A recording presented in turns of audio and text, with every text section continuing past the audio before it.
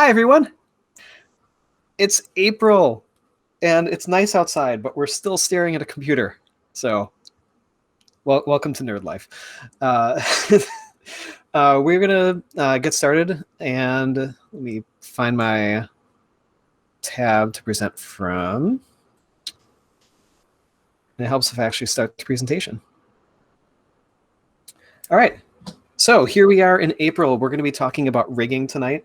And I can't see anyone because I'm sharing my tab. But if you've worked with rigging, you know it can be tedious, but it can also be really rewarding. And it's also one of those things that once you learn how to do, you can realize you can do it for more than just characters and apply it to other things in your After Effects life too.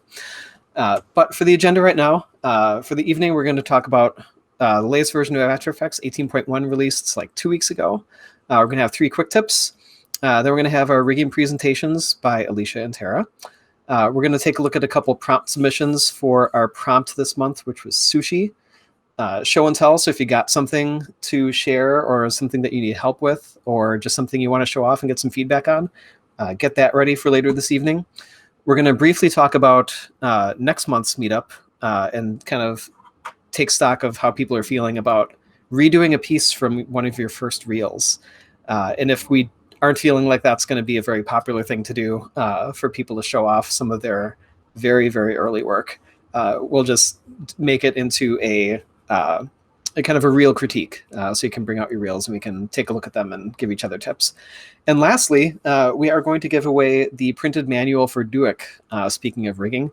And it's super handy to have a printed thing for Duik because that is a deep, deep, deep script, which you will see in a little while from Tara. So first, what's new in After Effects 18.1? If you were here a couple months ago, you might recognize this slide. It's bug fixes. That's it. That's all this release is. However, I will say this time there are a lot of bug fixes in here. This is everything that they fixed this time around. And I did not find this out by just using it and noting every single bug that was fixed.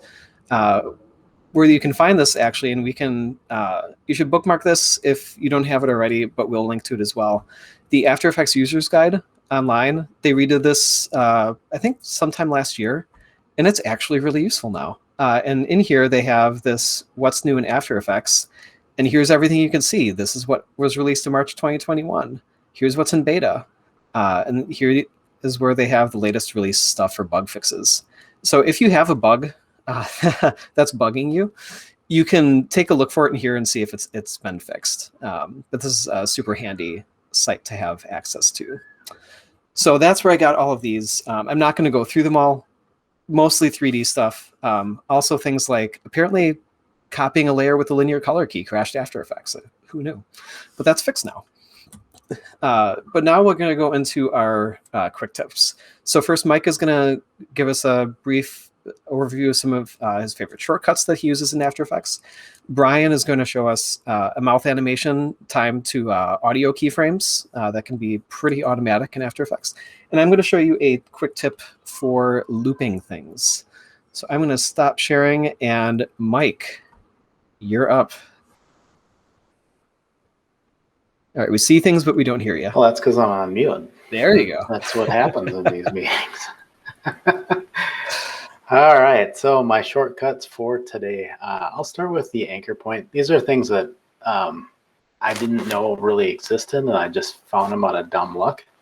But your anchor, if you don't know where that is, it's basically what your object revolves around or moves around. So I can move this point anywhere inside here. And that tool is located up to the top of the screen, which I'm sure it is very, very, very tiny. You can't see that. But my tip about this is that you can move this thing around independently, or if you hold the command key, it will pull up these kind of purple-blue guides. So I don't know what that is on a Windows machine. I think that's command.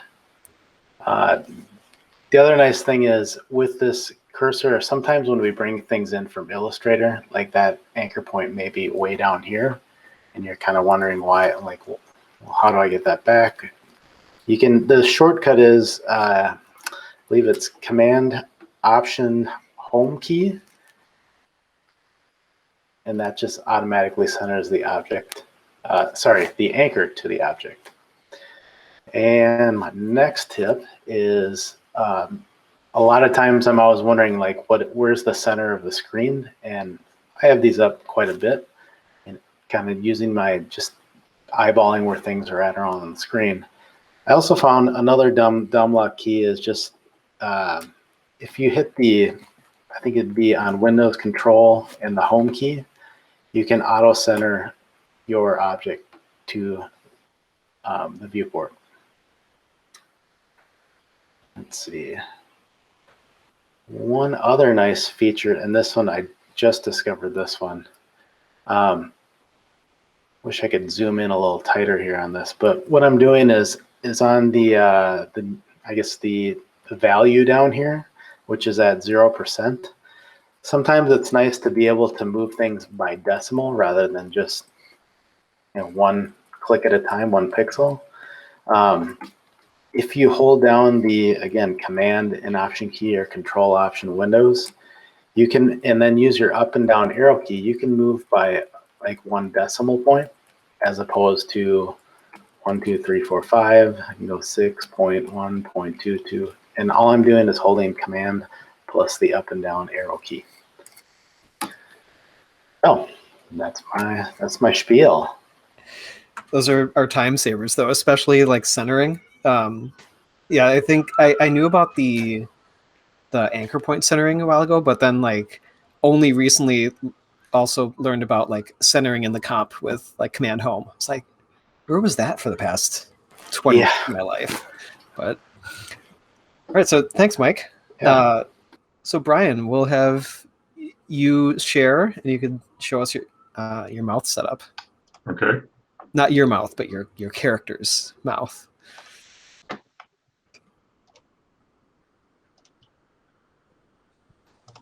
Thank you for clarifying on the mouth. So this is something, I had a friend, I was doing a music video for a friend, and they were just finishing up the recording. And the idea was that this little bird was going to sing through the whole song. And so I sent him an email. I said, can you send me just the vocal track with nothing else in it? And so I was able to use that and generate the whole lip sync throughout the whole song for this little bird. And because he's got a beak, it's a little easier to do it this way, but I think you could probably figure out a way to have a mouth open and close a little bit that same way. But if anybody hasn't done something like this before, driven by audio, what you do is you select your audio layer after you bring it in, and go up under Animation, and under Keyframe Assistant, convert audio to keyframes. And that gives you a layer called Audio Amplitude. And so all these lines in here are keyframes for every frame. And what they do is they determine how loud the audio is at that point in the animation. So then what I did is I made an adjustment layer, and the only reason for this adjustment layer, I don't know if you can see that expression in there.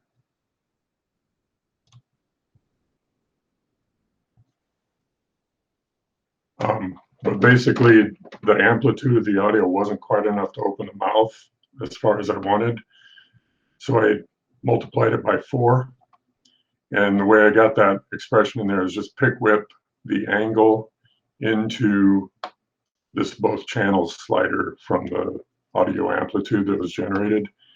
And then on the beak that's moving,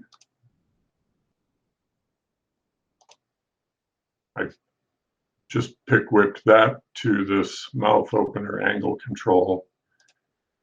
Let me get there.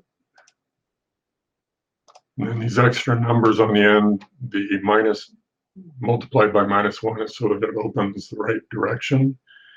And then plus 45 is just adjusting the angle of the beak so it starts with his mouth closed.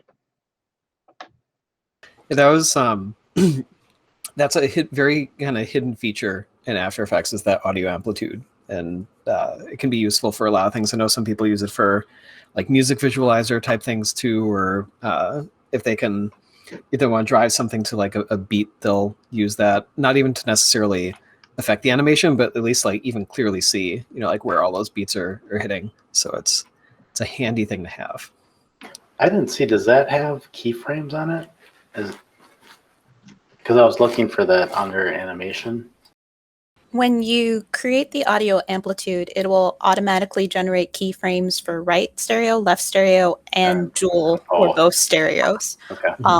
So depending on what your purpose is, most times, if it's like for Brian's example, where you had the beak, you'd want to use both. But if you're like doing some ambiguous like motion designs to go to the beat, you might want one graphic to go for the right, one graphic to go to the left, and a few to go to both. So it's a powerful, tiny little thing. Cool. Well, I will share my quick tip, and I will try to do it quickly.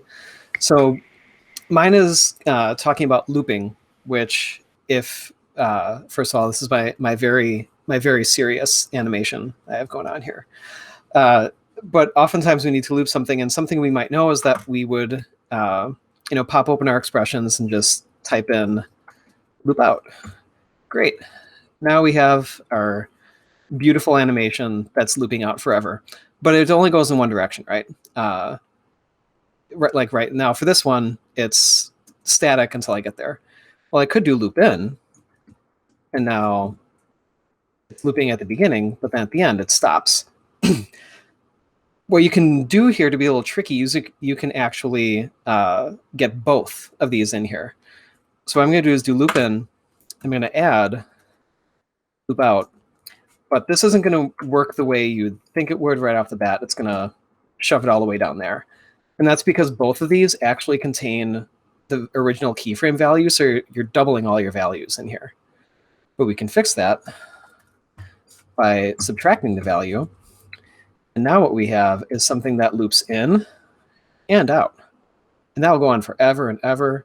And you can have your keyframes wherever you need them to be to retime, and it will be on both sides of that.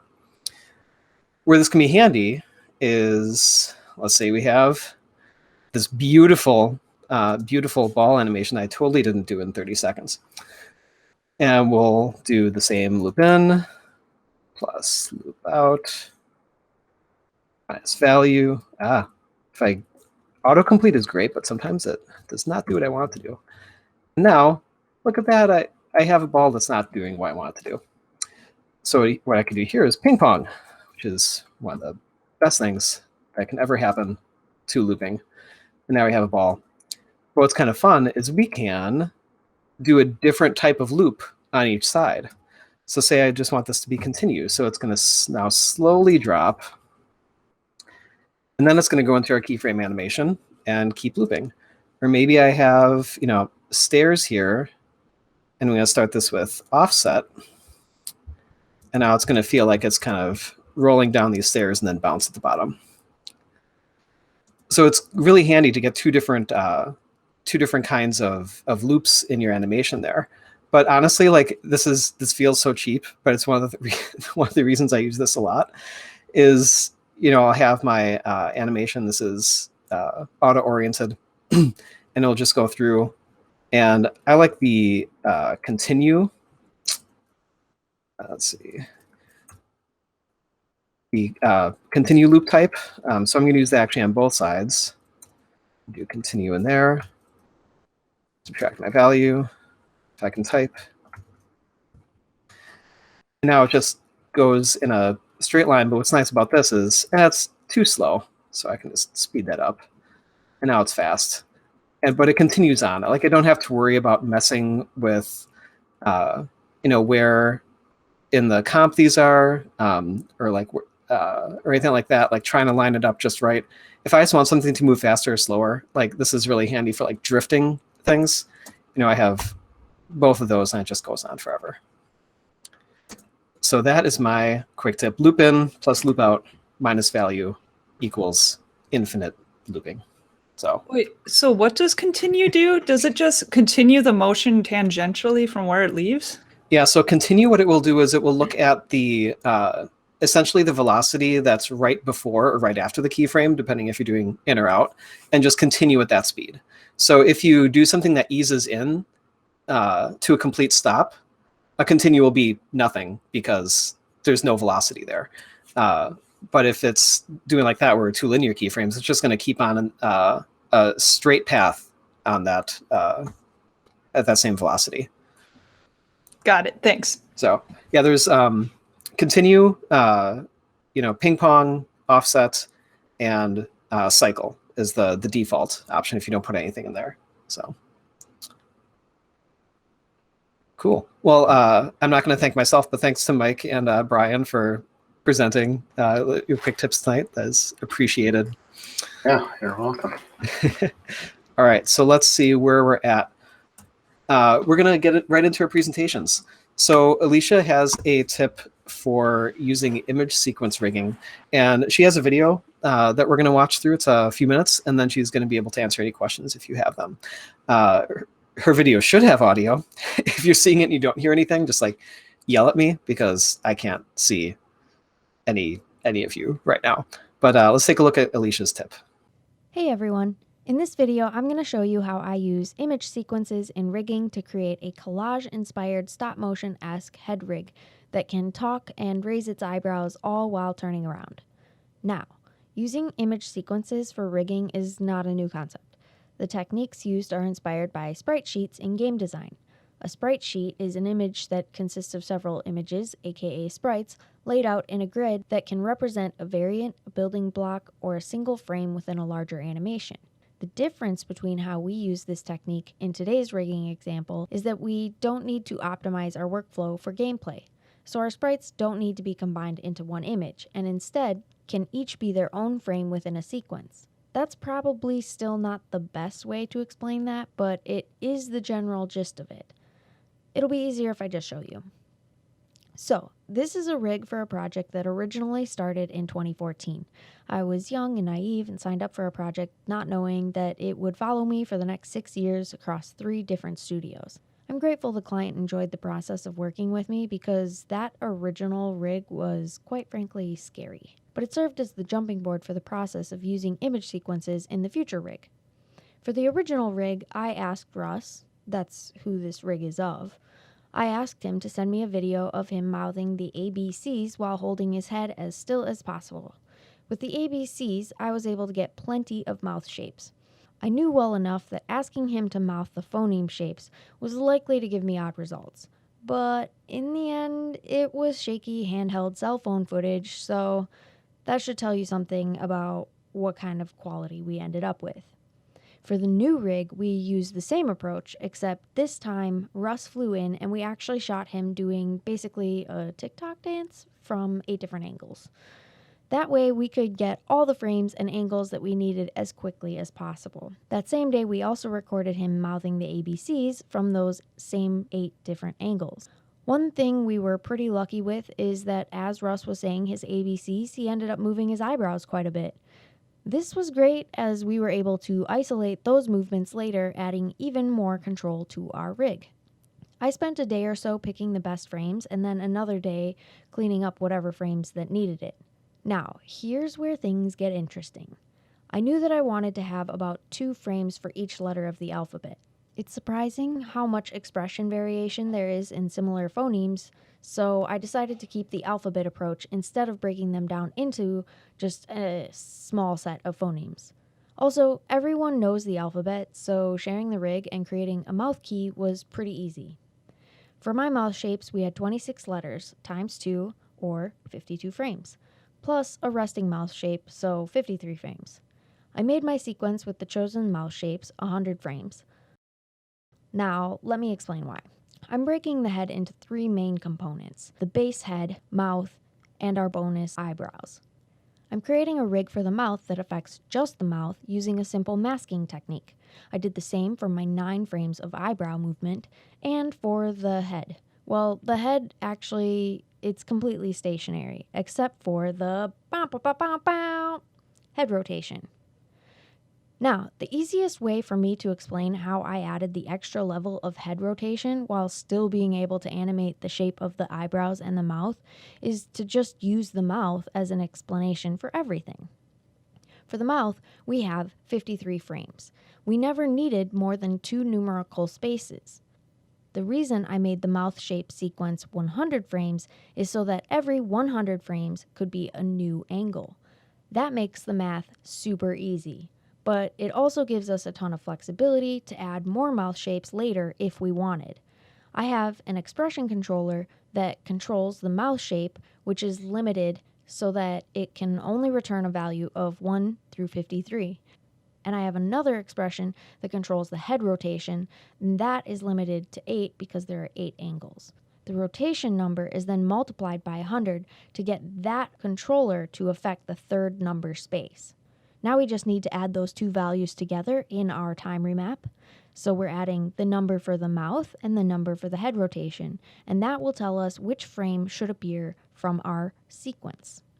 If I select the E shape, aka frame 9, or 10, depending on which E shape I choose, I get the E shape in every single angle just by adjusting the rotation expression controller. Ta-da! A rig built using image sequences. All right, so that's Alicia's image sequence rig. Excellent inclusion of GIFs as well. No, I was going to say, is there anything else you want to expand on or talk about in there before we open it up for people to start throwing questions at you? I mean, there is more to it than just like what I explained, obviously.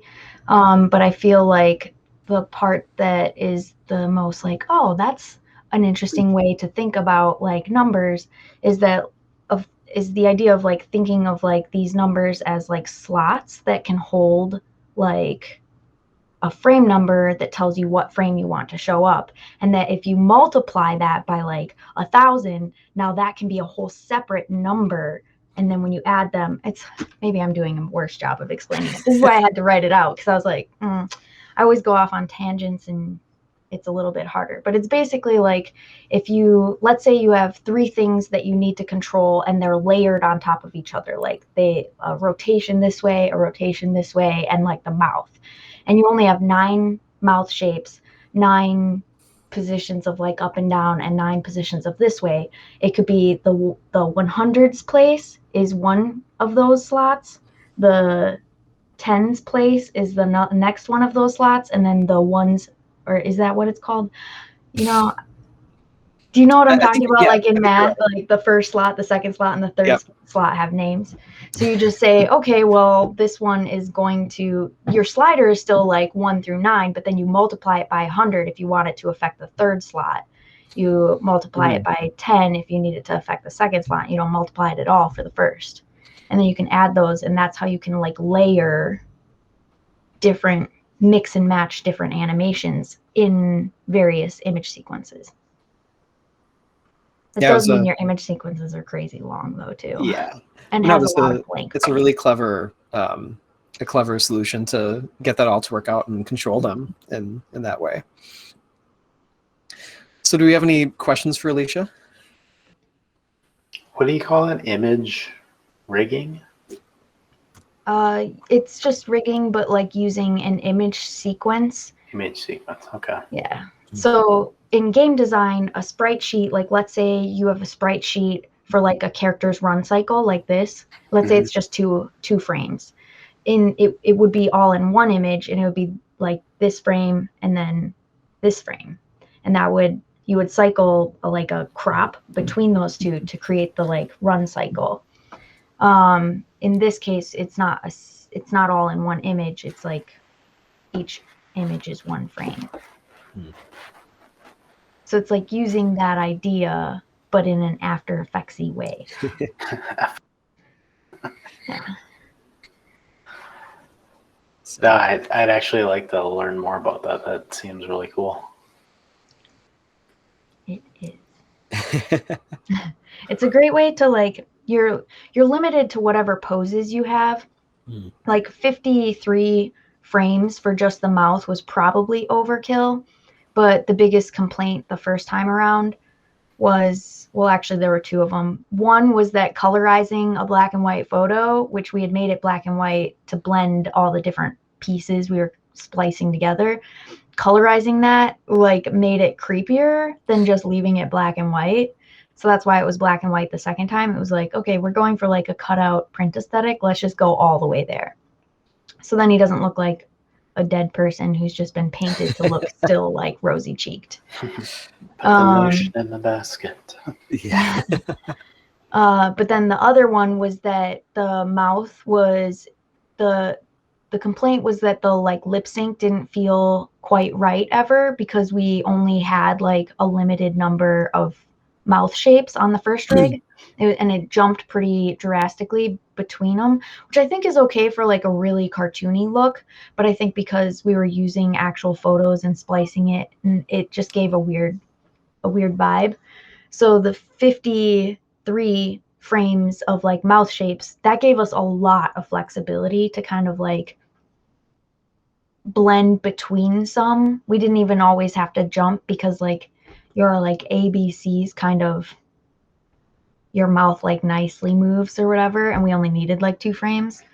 So it made everything feel smoother, and it was also ridiculously easy to like get a totally brand new person up to speed with how to use the rig, because they only had like a couple sliders, but then those sliders could control a lot of options. Cool.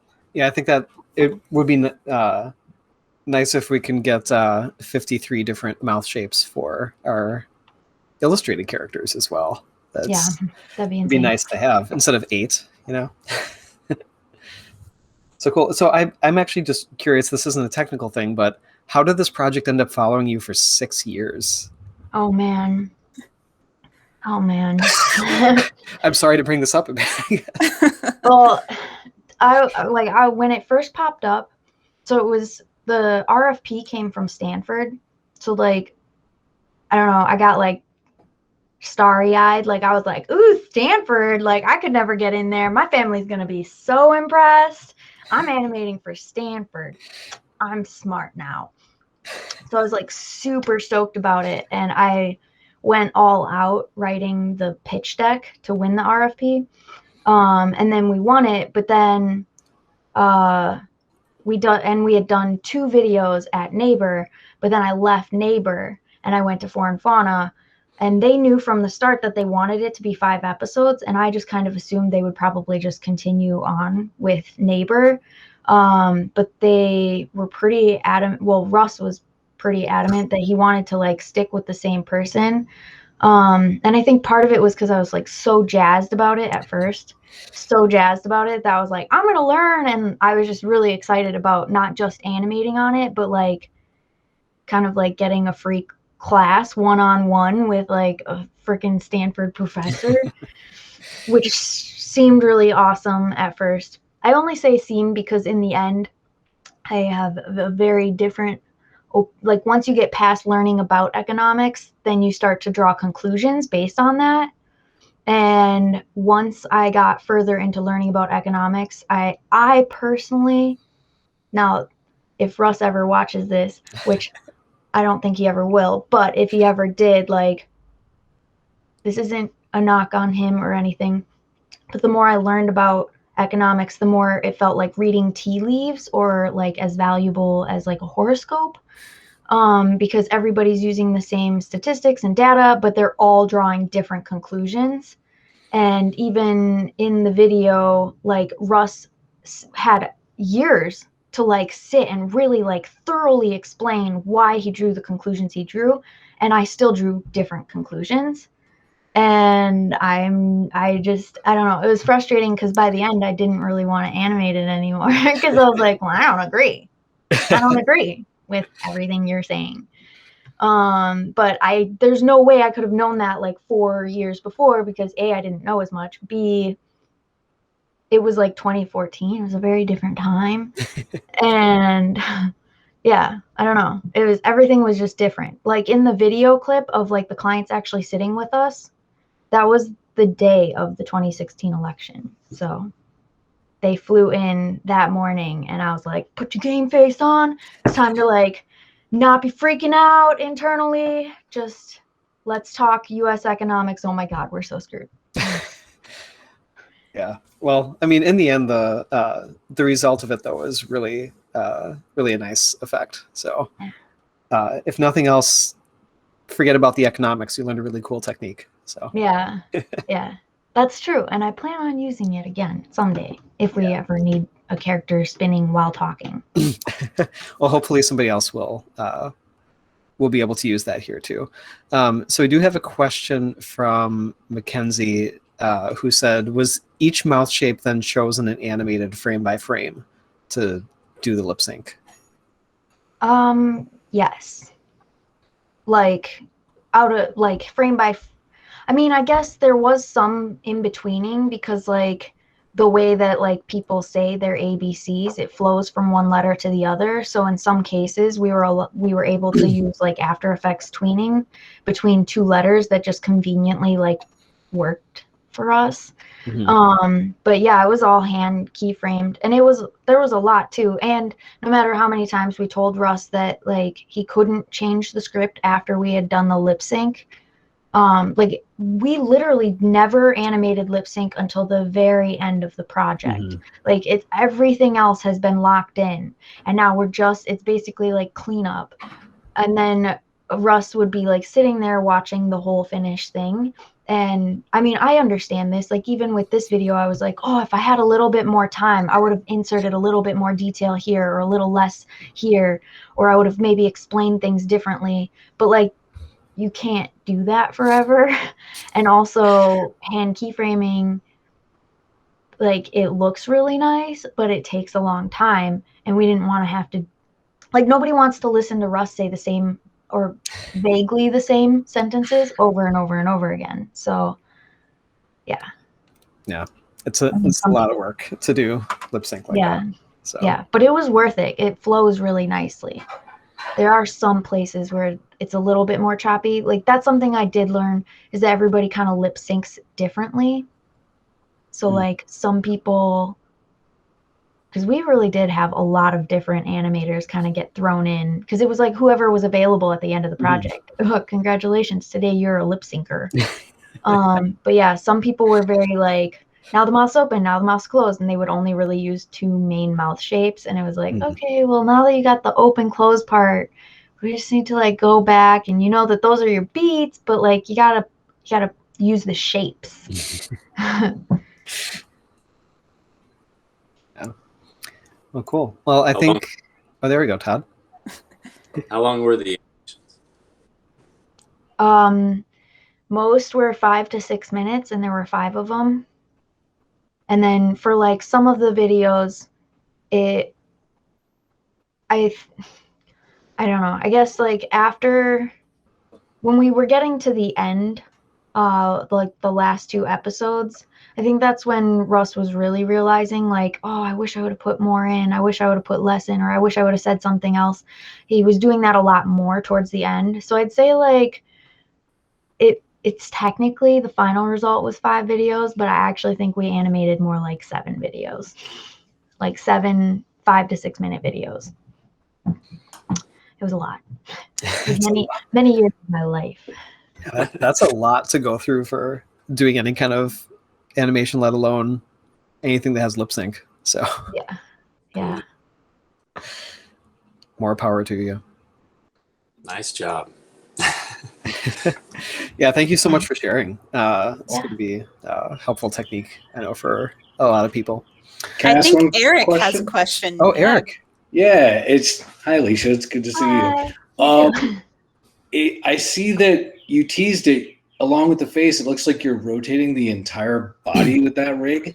Yeah. Is that, I assume it's using kind of a similar principle of our jumping? numbers were a little different. Like it wasn't like we didn't need 2 number slots for like the body rotation. That's actually true for the head one too. Like if you actually like scrub through, you'll see that it was only actually 9 frames. I didn't make it like the whole 99 with a bunch of blank frames in between. I just took that one and then multiplied it. But it was kind of like however many frames we thought we needed, and then whatever number that ended up being, that was like how many slots we reserved for that thing. So sometimes we would have a lot of blank. Because we also used it for like the hands, like we needed to be able to make him like grab things or like juggle. So we also had like juggle arms that we could like attach and then like control like a juggle motion.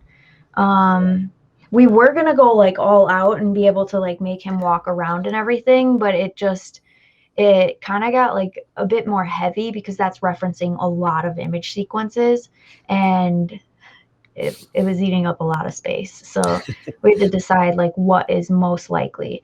And the number, like I'd say the two main like tricks where it's not a super easy thing to do with a flat rig that they asked for is like Russ juggles things a lot, and then he kind of like falls back into like a whirling space kind of thing, or like objects rotate around him or whatever. Yeah, it was a couple moves where it was like, we're gonna have to keep those bits, and then we're gonna have to let go of some of the others. But we did keep a lot of the hand stuff because he like notes things a lot and stuff. That's cool. And when you spin the body, are you cutting between different Duik rigs, or is it still one rig? That's my last question. We actually had a couple different rigs. And that was mostly because like, if he's just there talking, we don't need all the like walking capabilities. Right. So in the sections where he's rotating, his like arms can go like this, like not like this, but like just the lower parts up and down. And then that's because that was part of his dance that we had him do. So it wasn't like that hard to get that pose or that variation in every angle. But we couldn't have them like reach out because that would require like layering rigs, and it would just get like wildly more complicated. So yeah, we had different rigs that did different things. So if we needed like him walking this way, we had like a Russ walking rig from the side. And so yeah, we'd switch between rigs. But the head was always using, well, the lip sync was always sourced from the same place. Like the keyframes for the lip sync always came from the same place. So even if you switched out a new rig, it would automatically already have like his facial expressions, his head like rotation, and his mouth lip sync. And it would just be his body that you had to like kind of position to kind of roughly match. Yeah. It's awesome. It's really cool. Yeah. Nice work. Well, actually, that's a really nice segue because we're about to talk about Duik. Booyah.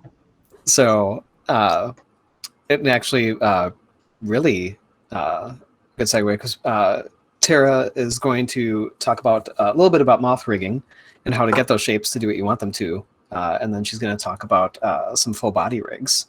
So this is an example of what Tara is going to show. Because all adults want to make sure all our students are safe, I'm going to check in with your classroom teacher about what I just saw. Jake, if you feel okay, you're free to go to class, and someone will connect with you later. Ellie, is there anyone in the building you'd like to check in with before returning to class? Andre, I'm sorry this happened to you. Could we check in at the office together before heading to class? So I'm going to let Tara take over and talk about animating mouths in Duik.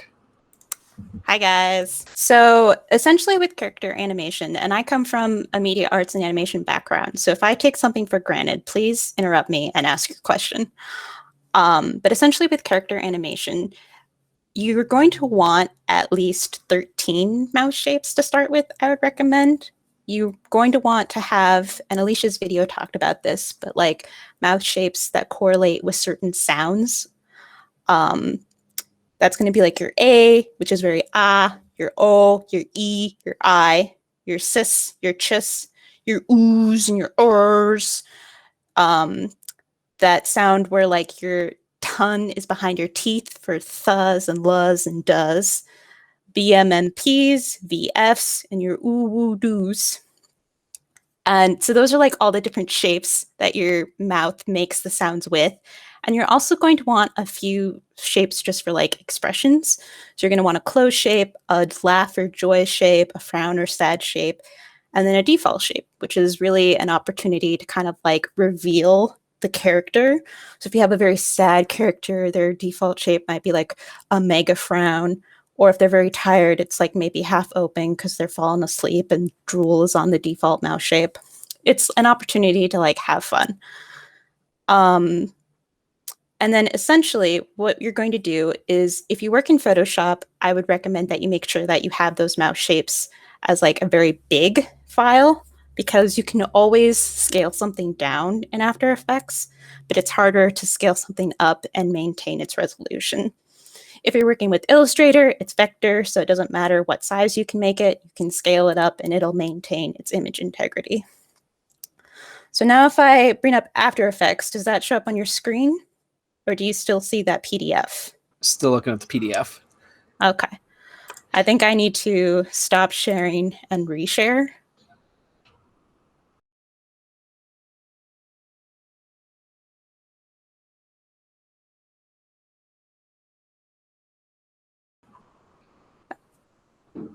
Okay. There's After Effects. So in After Effects, I have my 13 mouse shapes. And you'll want to take note of what order you have these layers in, because that will affect your animation later on. What I'm going to do is I've imported my mouse shapes. There they all are. There's all of my 13. I'm going to select all my images. I'm going to hit Alt right bracket to make them all a single frame. And then I'm going to click the top layer first. So that one will be first. And I'll shift click all the way to the bottom. And I'm on a PC, so I'm going to right click. For a Mac, it is Control click to bring up keyframe assistance and sequence layers. I don't want any overlap, so I'm going to hit OK. So now I have all of my mouse shapes as a single frame. I'm going to go to the end, bracket, N. It's N. My brain is totally working. N to bring it down to that sequence. So we have 1 through 13. And then I want my composition to be 13 frames long. If I had 25 mouse shapes, I would still make each mouse shape last the duration of a frame, but then my composition would be 25 frames, 1 for each mouse shape. So I have this mouse shapes comp. Again, these are Illustrator files, so I have the enable or continuous rasterize button turned on, so they're really small right here, but on my character, they'll show up just fine. And I have the mouse shape pre-comp that lasts as long as the amount of frames or artwork you have. So I have 13 artwork for the mouth. My duration's 13. If I had 8, the duration would be 8 frames. If I had 25 mouse shapes, the duration would be 25 frames. And then you're going to go out to your character, and I made the list, and that's why I started with closed or default at the top. So I have just a text layer here that's set to guide, so it won't show up on the render as my little cheat sheet for all my mouse shapes. I have a null object in here that I've renamed mouth control. And what I'm going to do is I'm going to bring in the mouse shape composition that I made. It's only 13 frames, like I said, so it's not going to be very long. What I'll want to do now is right click, and again for Mac users, that is Control click, and I want to enable time remapping. So now I can extend this duration to last as long as the composition that has the audio in it. And then on my mouth control, I'm going to add a slider effect to it, if the spinning wheel will stop. The slider control has been applied to my mouth null object. I know I have 13 mouse shapes, so I'm going to right click edit value and set the maximum to be 13. Again, if you had 8, you'd set 8. If you had 25, it'd be 25. And then what I'm going to do, I'm going to toggle down. I'm going to link the timer map to, I'm going to link the timer map to the slider control. I need to toggle that down. So slider control and the mouse shaped pre-comp are linked. Oh yeah, and my mouth is super tiny. I forgot about that. So let me make that big and vector and put it where the character is. So that's her default. And then what I would do is, with my setup, how I like to have it is I have a mirror physically on the table next to After Effects. That way I can like see and reference myself making all the shapes and sounds while I'm animating to the voiceover. And then as I'm listening to the voiceover, I just take the slider control and I say, oh, okay, we're at the ah sound. So it's sound 4. Oh, I forgot the expression. Haha. So yeah, if it doesn't work right away, it's because you need to add an expression into the mix. Let me pull back up my PDF with that expression. Okay. All right, so now that I have that ever important expression, which is also in that PDF that I'll link you, now when I go to my slider layer and I make all these changes, I'll be animating and I'll be like, ah, yes, they say watch. So that starts with 12 for the woo. Wah. Oh, and you'll want these to be toggle frames so that they don't like go through the interpolation between them. So right now it's going, because W's 12 and I have my limit at 13, it's going to try and go back to everything between 12, which was my woo, and watch, ah, which was my 4, which is why you'll want to make sure that all of your keyframes are toggle. That way it stays just on the value that you want. So watch, my ch is 7. So then they would have a 7. And I'd say that like, oh, maybe they closed their mouth. So it would have a 0, or 0 looks kind of funky. So 1. This would be watch. And then you would just make a billion keyframes to coincide with your voiceover. Does that all make sense so far? Cool. Nods and golf claps going on. I love the golf claps. They're my favorite claps. And like I said, that PDF will be made available to you guys. The only sad thing is because it's PDF, you can't copy and paste that expression. Sorry. But you'll be able to type it all out.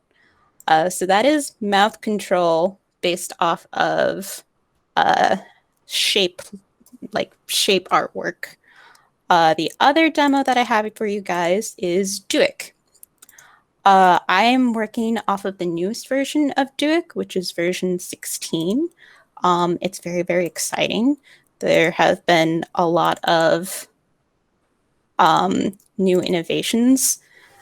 The developer for Duik is just like a machine. He supports so many versions of After Effects, and like he's a great guy.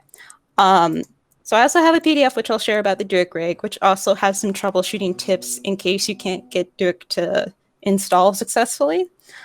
But essentially, I have character artwork, and then what I've done is I've separated this artwork into different layers.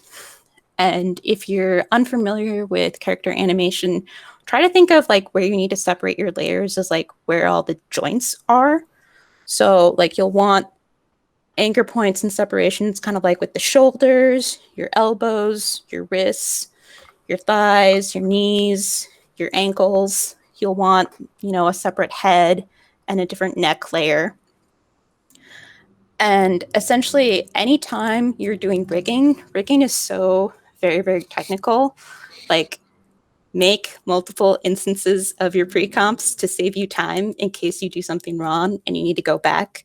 And definitely, like, have a source pre-comp. So that way, if you need to, you can, like, duplicate it and make different rigs for different situations or different scenes in your animation. So I have source 1, which is just like source 0, where it's like, this is the source, this is where we start, nothing's done, but it's here, and it's a clean slate if you need to get to it. And then in pre-compt 1, I have layers kind of like color coordinated to my own preferences. Nothing's parented. I did adjust the layers. So like here is the arm, and you can see the anchor point is at that marker layer that I have as a guide, as like where its orientation should be. So it's one arm, its orientation is in the shoulder. And I went ahead and I changed the anchor points for all of these layers. And you can see that they line up to those guides, which was really neat, handy, and useful. I created that guide layer in Illustrator, and it just came in with the whole character composition. Does that make sense? I'm seeing a few blinks. Okay, head nods. Great, okay. So then moving on, after you have things like kind of organized, what you'll do, is you'll have your Duik panel open. You'll want to make sure that the mechanical arm or create structures tab is open. And then you'll click hominoid, which is human and ape, in case anyone was wondering. And then Duik will automatically create structures. Now, I'm not going to show the process of pushing that button because it sometimes breaks a recording. So after I would click hominoid, it would automatically create all these structures layers. They would just appear. You can see that the structures are labeled, which is nice and cool. They all have the prefix S, and they all are guide layers. That's very convenient. If a structure has, so they're grouped kind of like with your human joints. So like you have a leg structure, another leg structure, arm structures, and then you have a chain for like your body to the tip of your head. And what you'll do is you will essentially create a base of the chain. And I'll show you a leg because legs get kind of tricky with the feet. So I'm just going to isolate some of these legs. I'm going to solo those. And those should be these layers. Whoops, not that one. Or, I'm sorry, that's number 2 of the structures. So I want the second leg. And essentially what you do, and if you have trouble like clicking on the actual structures that Duik populates yourself, you might have an easier time clicking on them from the layers panel instead of in your preview panel. But you'll want to move these structures, I'm going to put my marker back on, to kind of like coincide with your markers. So I'm going to go at the top of my leg chain, which is the thigh. And then after that, it's the calf. So here's my point for the calf. And then the feet get a little complicated. So you'll want the foot structure to be kind of where the ankle is. And then we have toes, and we have, see what I said about clicking? So I'm going to click tiptoe. I'm going to put that at the end of the foot. And then the end of a foot chain is the heel.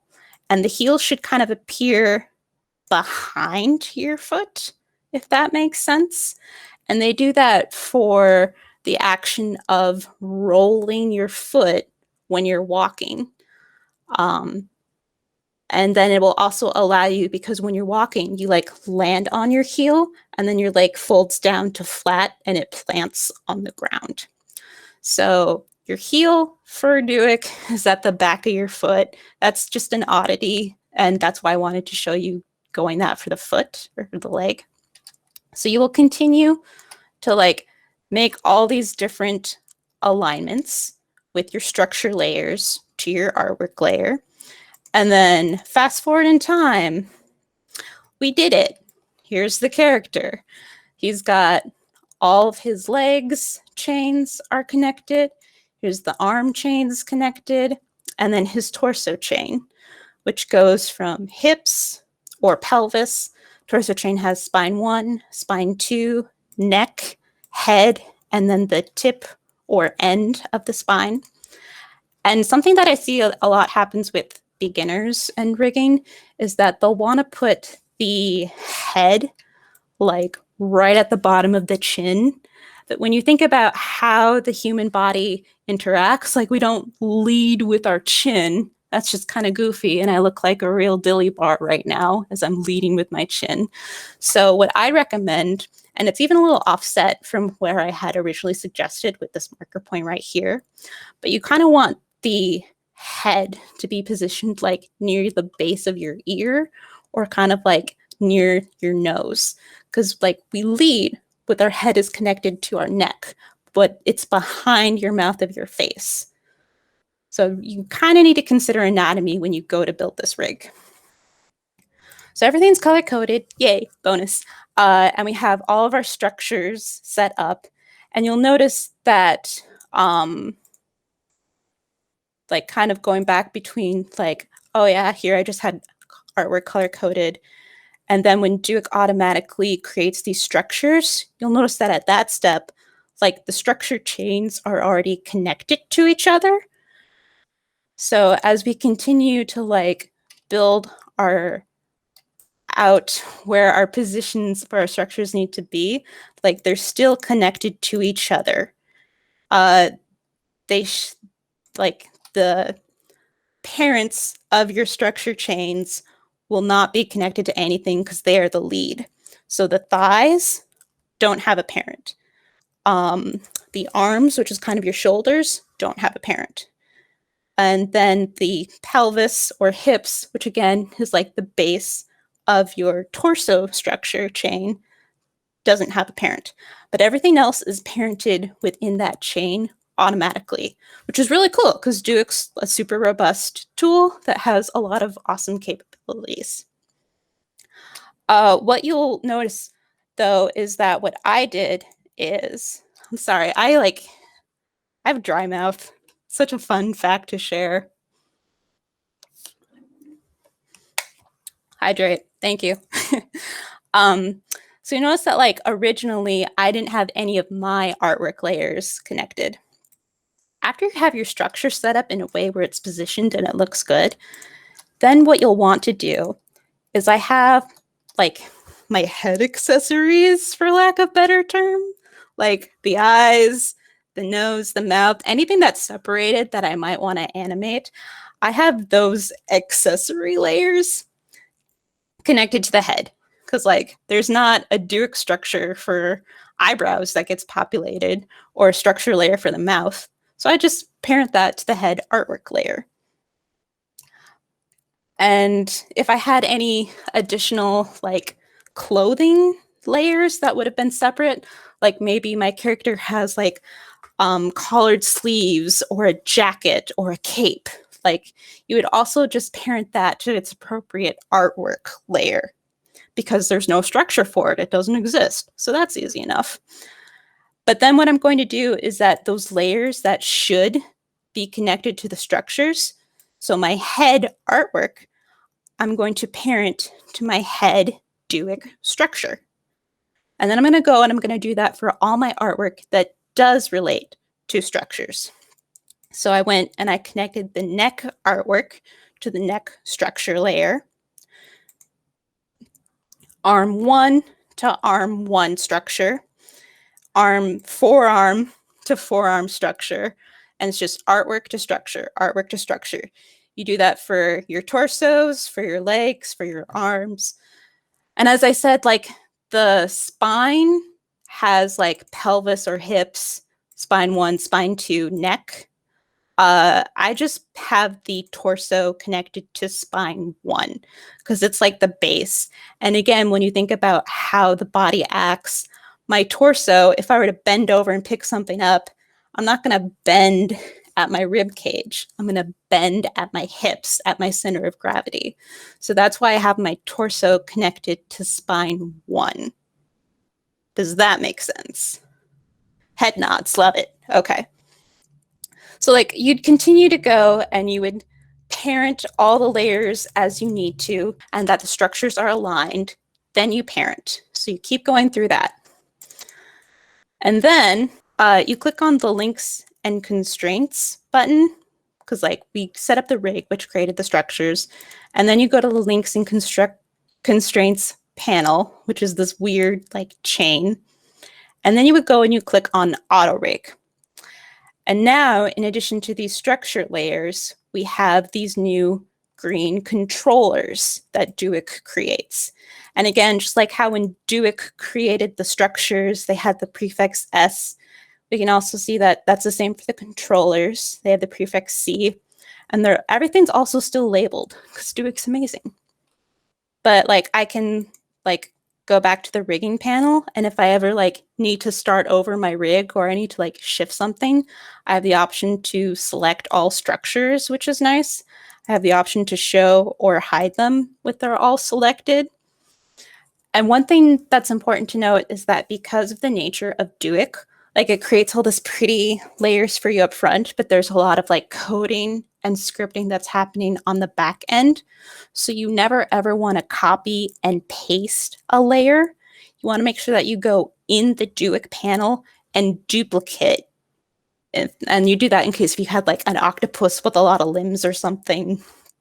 Or if you're like creating different rigs for different scenes for different purposes, then you can just duplicate your structures over to your other rig. Yeah, that's what I was going to ask. You're duplicating compositions. Can you duplicate them without the rig breaking, but you can't duplicate layers?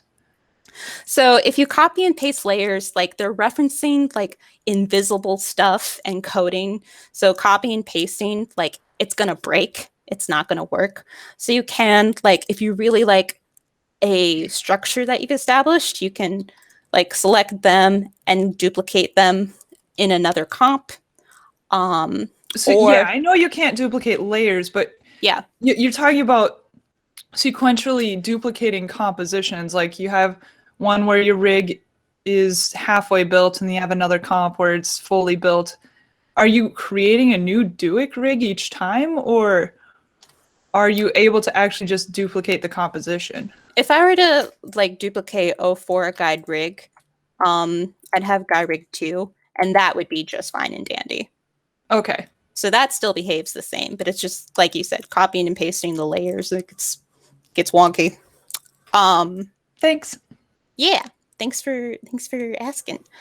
So yeah, after you've like have everything positioned correctly, you select all your structures, you go to the automations and you hit that auto rig button.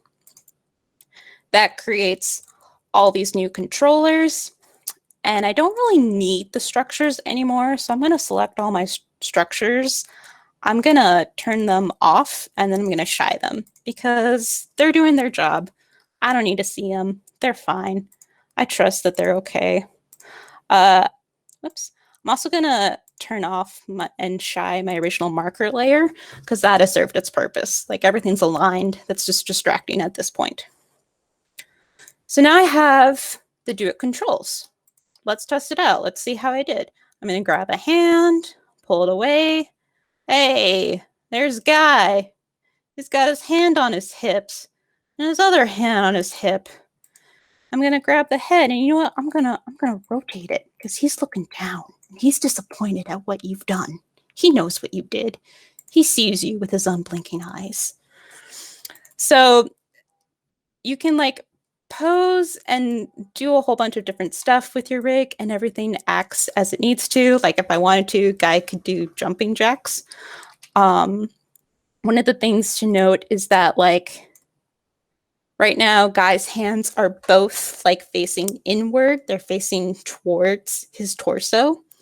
If I wanted him to like reach out and have his arm, it's still facing in. So if I wanted it to be facing out the other way, like he's going to grab something, or if he's like reaching out, what I would need to do is I'd need to go into that controller. I need to go into that controller's effects panel, and that's when I would want to reverse it. And you'll also notice that like there's a lovely little keyframe button. So you can easily switch back and forth between reversing, and that's just essentially changing the orientation or the rotation of the elbow kind of. And you can easily do that. So like the character can pick something up, his arm is facing out away from his body, and you'd bring it back down and you'd keyframe the reverse again. Does that make sense? Okay, cool. Also, by default, whenever you create these controllers, like Duik will have auto stretch on. So let's just take a look at what this arm does with auto stretch. And if I just keep pulling and just keep pulling. So because of that, I like to turn auto stretch off so that when you pull and pull and pull on the controller, the arm doesn't break. That's just a little pro tip for you. You know, if you got breaking joints, Be nice to your characters. be kind. Be kind to Guy. Yeah, Eric says that auto stretch is good for a puppet rig. It is good for puppets, and it is good for like other fun things too, like things that are not constrained to human proportions. Duik is like a very, very robust tool. I know I've said that before, but that's just because it is incredibly robust. Like it can do animal rigs, it can do camera rigs, it can do like weird appendages, tails. It's very, very cool. And then the other nice thing is that with any controller, you can like see its controller effects, and you can change the color if you want, if that's helpful. If you're a geek who likes to color code, we see now that this bottom shoe, this bottom foot controller is blue. And you know what? That's kind of hard to see. So I'm just going to turn that up to 200% so it's much easier to see. And again, that's just by clicking on the controller and going into the controller effects. You can also find that from like back in the rigging menu, the edit button, if you like to be like, if you're in the Duik mode and you want to be going with that, that's where you can find it. There is also something that I should say. I'm working not in rookie mode, which by default, when you first start Duik, you'll be in rookie or beginner mode. To change either that, and if you're ever following a tutorial and like, I don't have that menu option, it's because you're probably in a different mode.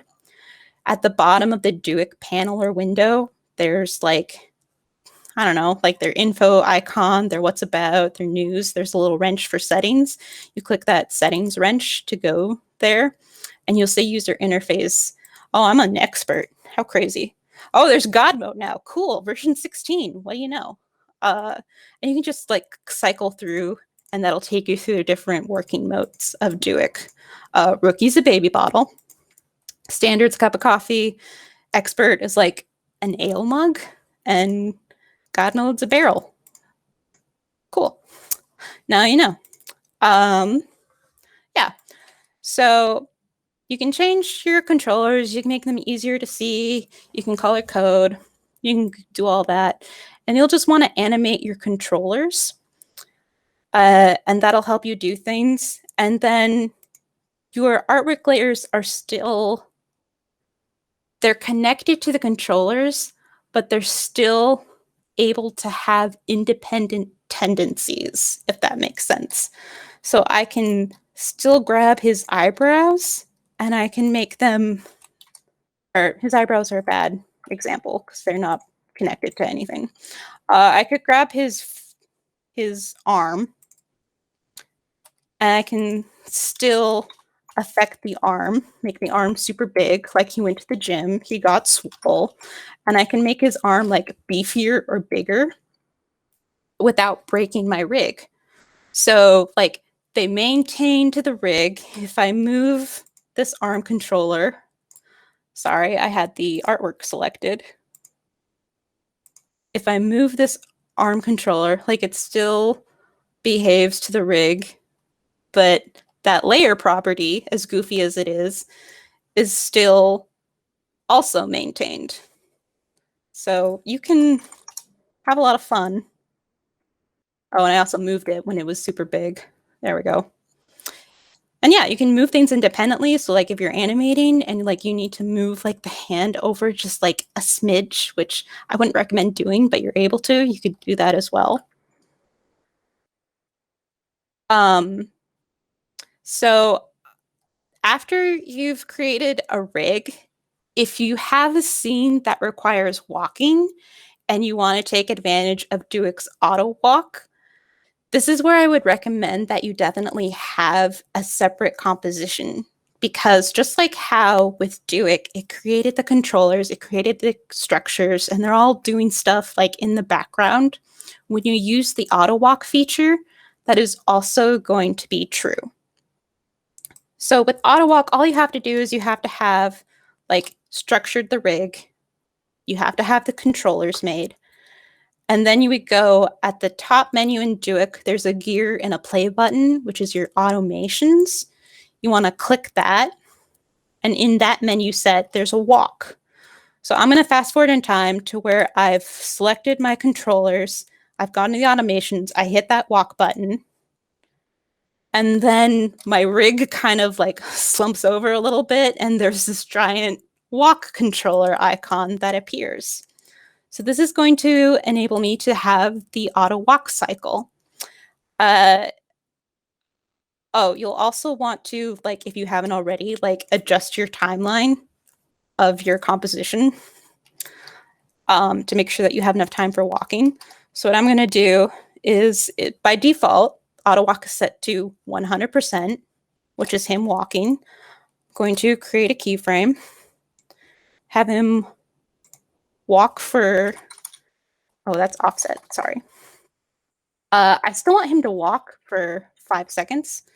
So I'm going to create a second keyframe, and I didn't do that. It's in there. So I have the second keyframe. And then after he's walking for about like 5 seconds, because he's like, you know, going along with the voiceover, I want him to stop. So I'm going to move forward 12 seconds, because that's just a nice math number. I'm going to set the motion of the walk cycle to 0. And then if I play this back, there he is. He's walking for 5 seconds. Just, you know, derpy little walk. And then he stops. And all you have to do is just create the structures, create the controllers, select the controllers, and you auto walk. Now, I will say, like, as a person who has an animation background, there's definitely a few things not correct with the auto walk. And if you want to get like really deep dive into Duik, you can create your structures and rig, and then you can animate just the feet controllers to make him walk manually without using this auto walk button. Because the feet controllers, like as he's walking in the auto walk, like his legs are crossing weirdly, like he's, you know, here, neither of his feet are firmly planted on the ground, which, like, having a foot planted firmly on the ground is one of the basic principles of a walk cycle. But if it's like a medium shot and he's just going across the screen, this works just fine. And if your client doesn't care and you don't either, this also works just fine for a full body walk. But yeah, you can also, like, at any time, like, create another rig and like manually set this foot controller to walk, because if I go back here, oh, I have them all selected. Herber. The foot controllers have a separate like foot roll tab, which enables you to like animate the different points of the foot during the walk phase. So if I wanted to, I could go and I could keyframe these for like, okay, the foot starts here. I put a keyframe up for the crossing, another keyframe down for contact, and again, make sure auto stretch is disabled. And then I could do it where like, oh yeah, I want to get the foot roll. So I'd start with, and let me just turn off his back leg so that's less distracting. So then I'd be like, oh yeah, okay, he hits, he makes contact. It's always heel first, and then your foot flattens. So I'd like put a keyframe for his foot roll. And then I'd like go forward 2 frames, and I'd set this to 0, and his like foot landed. And then I would keep the position where it is, and I'd go forward all the way out of time, apparently. And then like I would slide the foot controller back. And that's like kind of the basic principles of a walk. You'd like go forward some more. You'd have your arc up. That'd be a keyframe. You'd go forward. Then you'd come back here. You'd animate your foot roll again. You'd put a keyframe there, and then you'd like set it back to flat. And you just like would repeat those keyframes if you wanted to do a manual walk. Now, remember when I said how like, oh yeah, Duik is great. You can access things independently, and the auto walk cycle does something a little funky. Because like the auto walk feature is having all of these controllers in relations to each other, if I go and I try to like animate the hand controller during his auto walk, it's not working because the controller space is connected to the auto walk feature. So it's essentially kind of useless, except for it keeps the rig intact. So that's why I'm just like, oh yeah, take notice that like the artwork both is connected to the rig and is its own self. So what I can do when a character's auto walking is I can take this arm that needs to like go up and like wave as he's walking. Okay, that's arm A. I can unparent these from the structures, which you'll remember those are hidden. Those were the like base of the rig structures.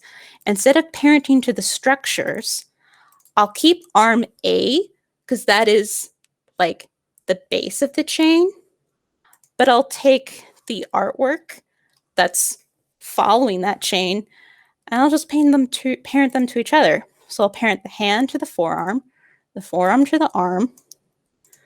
So if I rotate this arm layer, the artwork follows with it. And then as I like have him walking, if I need his hand to be waving, again, oh, this might be where I need to like the arm at the shoulder, you can see that's still connected to the structure. That might be where I'm like, okay, find that structure. And that might be where I need to hit that reverse button.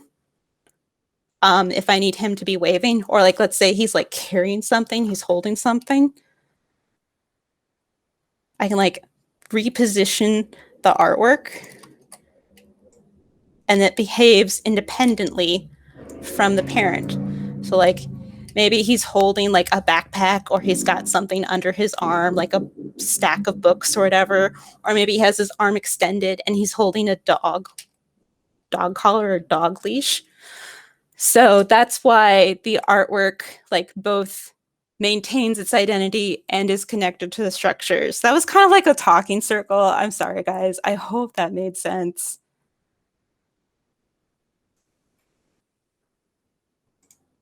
Paul, you're muted. I can see you speaking. I'm just going to keep doing that.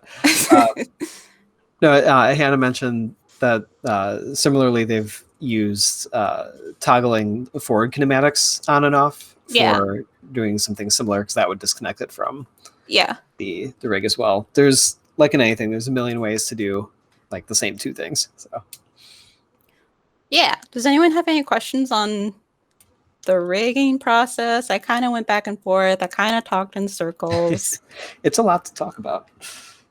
Yeah, it's also like very meticulous. So I have for you guys these PDFs and I'll copy them. And I think, Paul, you said they'd be in the meeting summary? Yeah, they're gonna, when we post the summary, we'll have them linked as well. We'll have them linked as well, but if you want to go and grab them now, this should be like a free link. So you can just go there, grab the PDFs and download them. But yeah, Duik. It's a powerful, powerful tool. Do we have any questions for Tara before we move on? A few nice works. Yeah, and Thanks Eric, so much. Duik is vast. It's got a lot in there. Okay, I will stop presenting.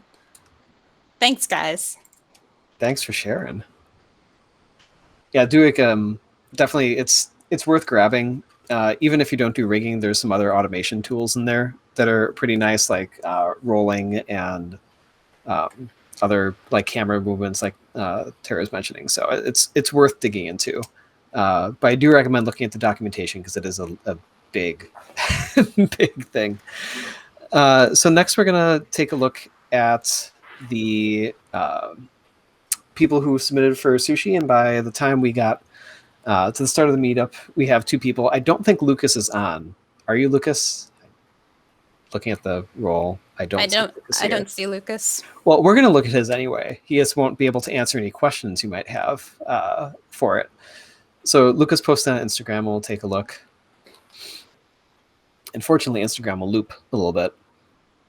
But I thought this was a clever play, turning a toggle switch into a sushi roll.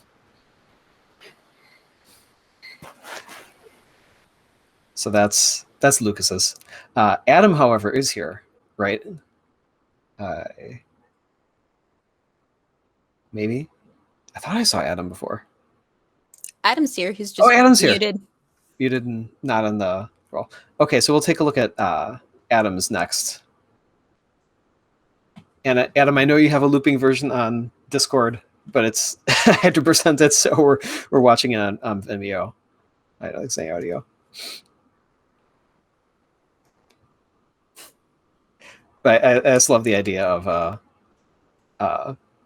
the fish using the chopsticks to kind of mosey on along. Chopstick stilts. Love it. Is there anything you want to talk about, Adam, or do we have any questions for Adam on this one? Well, I had a question that I don't know if I know the answer to or not, but so I created the mask shapes of just a flat layer, and then later, like I couldn't go back and access those keyframes. So like I was looking at it later, I was like, oh, that tail needs to go up a little more, but like those keyframes were nowhere to be found. And so I don't know. Like, I'm not sure what happened there. Is that a normal thing, or is that just a process? Like, should have kept a copy or something? I don't know. I feel like the keyframe should be there somewhere. Are we using an expression or anything to loop it, or to loop it? Yeah. Because I know once you apply an expression to a path property like masks or path shapes, you can't actually change those keyframes until you disable the expression. So that might have been what was going on there.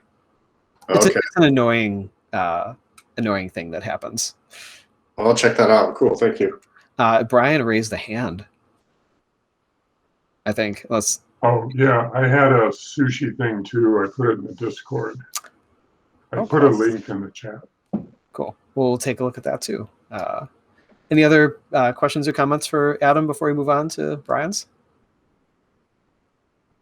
Just applause. Great. All right, let's take a look at Brian's. Oh, Brian, I did think I see you post this like this afternoon. I just forgot to copy the link.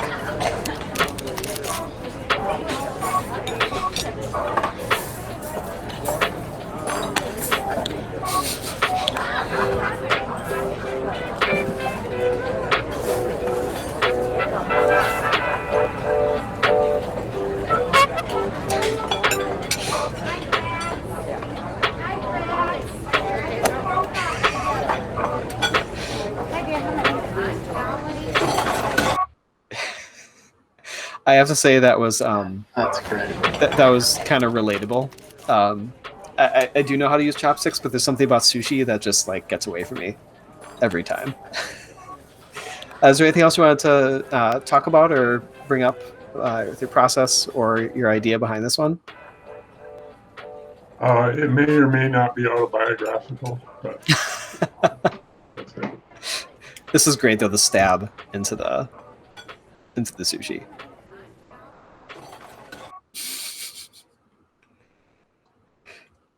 Some applause. Cool. Any questions for Brian before we move on? No, just smiles. Does anybody not like sushi? Could take it or leave it. Cool. Well, we will move on next. Let's see. I'm not going to show a slide. We're just going to do ask if anybody has like anything they want to show or get help on this evening. I know we're getting a little late, but happy to answer anybody's questions if they have anything to get help on or critique or just to show off, no was okay too. I see a lot of like, no. I have like a crazy head rig that's not finished. It's not even close to finished, but I started messing around with it. It's really ugly looking at the moment, but I wouldn't mind like showing people in case it inspires someone else to try, because sometimes I'll like experiment and then I'll forget about it for like a couple years. So if it maybe like sparks something in someone's brain where they're like, oh, Yeah, show it.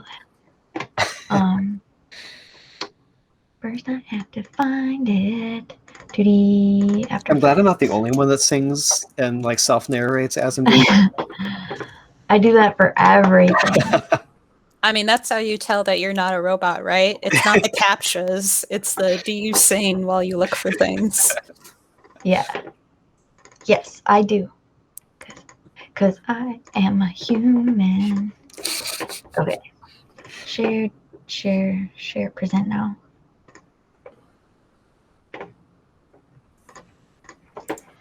So this is a rig. I was going to use it for like television, but then life happens and things pop up. But it's basically, let's see if I can find the keyframes. It's basically, here, I'll just show it rotating. I'm trying to build a rig where like you can rotate it any way you want, and it sort of feels like 3D, but it has to be like really like made with only basic spheres and stuff. So right now I have 3 controllers, X controller, Y controller, and Z. And what it actually is controlling is, here, let me switch to 2 view because I feel like that'll work better. It's controlling, I have, oh, this is not the best view. Hang on, let me switch this to an active or custom view. Yeah, custom view. So you can kind of see that, like, I have no idea if you guys can actually see this really well. We can see it. Here, let's see. Fit. And fit. There. So in this view, there's basically 2 spheres, and they're carded on. How do I get it to show all this stuff without it being selected? Do you know? I think it will only show selected things. That's okay. So I'm using, is it called CC Sphere? I'm really bad at remembering these things. I think so. Oh, and then I renamed it too. So that's usually why I can't remember what anything's called. I only have to remember the sphere part, and then I type it in the effects and presets. So I just like pop over here and I'm like, I need a sphere.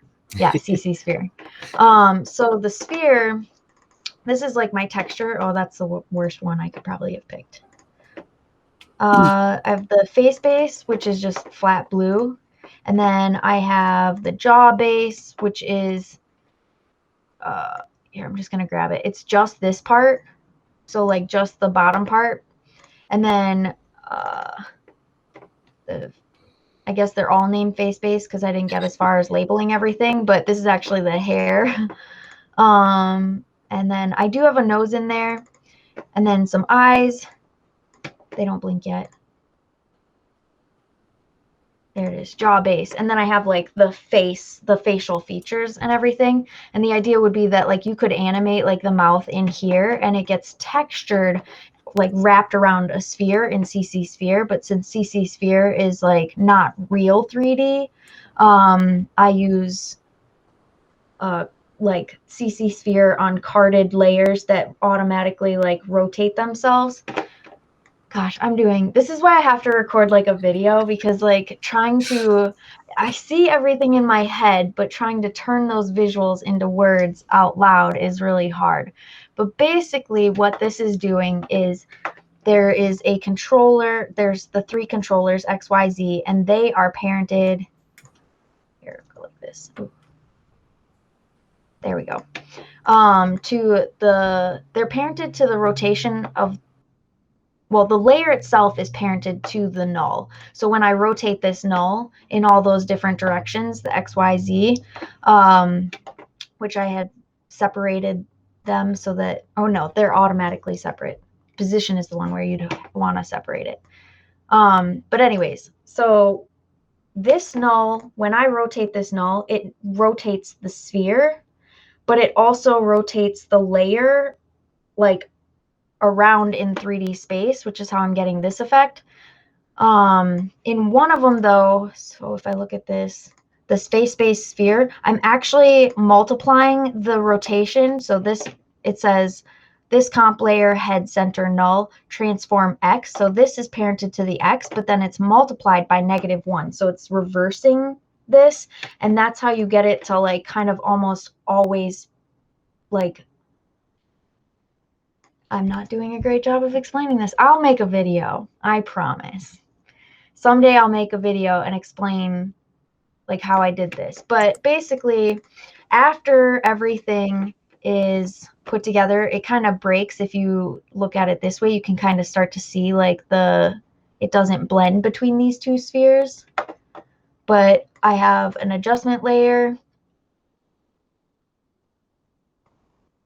right here. Well, okay. I use shape layers like way too much. I don't even bother with adjustment layers or solids anymore. I just use a shape layer for everything. So I'm using a shape layer as an adjustment layer. I just toggled the adjustment layer button.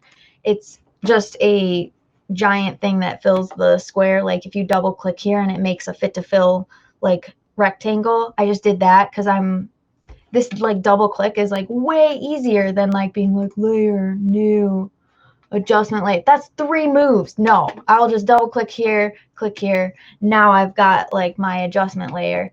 So I have a channel blur that's blurring the alpha, and then a levels where I switched it to alpha and then crunched it down. And that's basically how I got it to sort of create this like almost like meta ball effect. So if I grabbed the wrong one. If I grabbed one of these base layers, like I'll grab the jaw, and I kind of pull it away, it feels like it's sort of blobbing into it.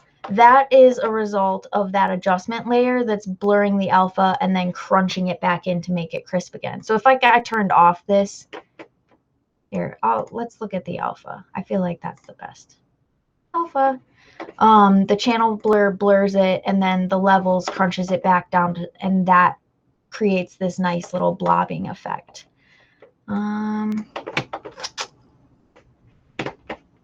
Now we switch it back to RGB.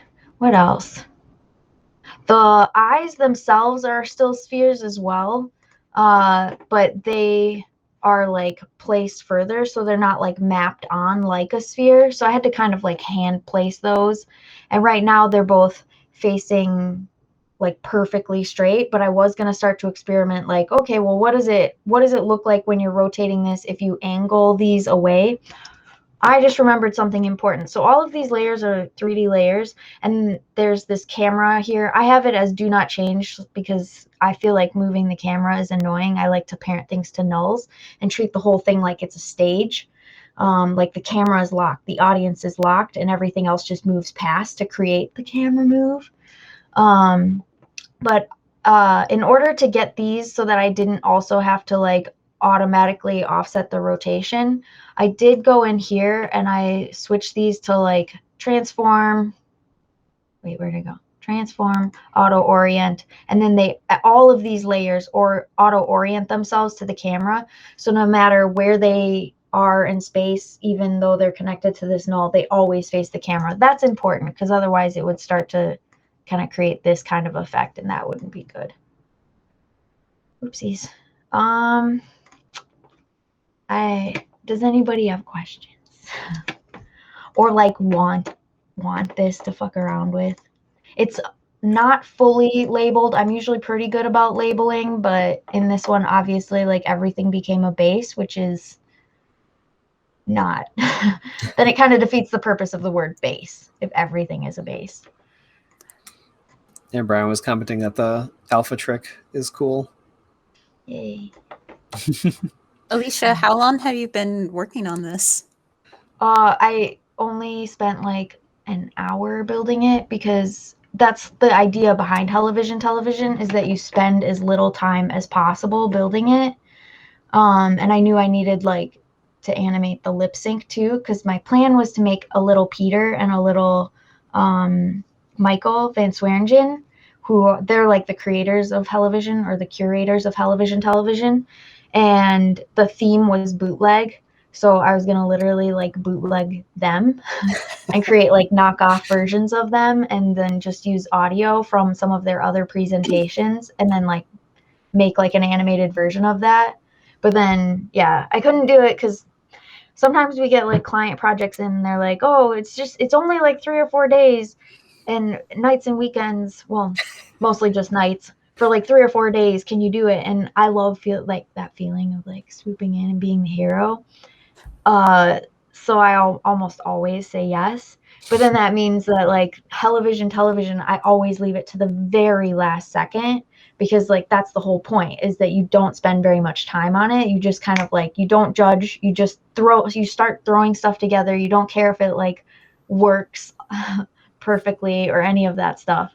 And I've thought about this in my head for probably a couple years, but never really had a reason to do it because I guess like most of the time our characters are either very specifically illustrated where this technique just would not work for it, or we do like a lot of cell animation and frame by frame, and aesthetically it's really gorgeous. So like why build a rig if you have people who on your team who can like keep like they don't even need to like use After Effects, they just draw every single frame and it looks super fluid and awesome.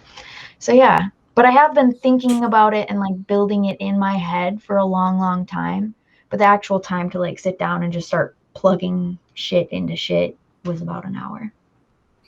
Nice. But that's why like if you guys do want the file, I can't promise it makes sense. It's really just stuff crammed into stuff and I was like, oh, what about this? Yeah. And Alicia, as a guest speaker tonight, if people wanted to learn more about you or Hellovision television, where should they go to? For Hellovision television, you could go to hellovisiontelevision.com. I'm pretty sure. Let me just double check. Does anyone know how to spell television? TELE. Yes. BEI. Oh, for some reason, I wanted to do like 2. Yeah, hellovisiontelevision.com. I wanted to do 2 L's, but there's only one in the television. And yeah, they are going to be releasing the bootleg version sometime soon, but you have to, in order to really find out about when they have like a call for submissions, you have to sign up for their email list.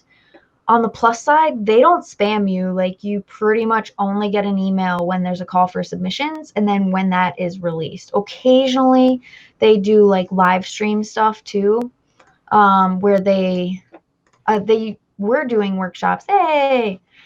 So this actually is a good transition. So if you want to know about me, I work full-time at a studio called Motion 504, and that's where I do all of my commercial work and work with commercial clients. With my magnificent other, Emery Allen, who's right there. And then we also run Foreign Fauna, which is an independent animation studio. And that just means that we like either make our own films or we fund other people's films. So right now, actually, Turnout is, I'm pretty sure, going to release on the 30th at Multadult, which is another thing to know about. Multadult. Multadult is like Hellovision. It has a similar vibe to Hellovision television. And it's the same kind of deal where they put out a call for entries and then a bunch of people do it. The difference is, oops, talking to Lucas about gardening.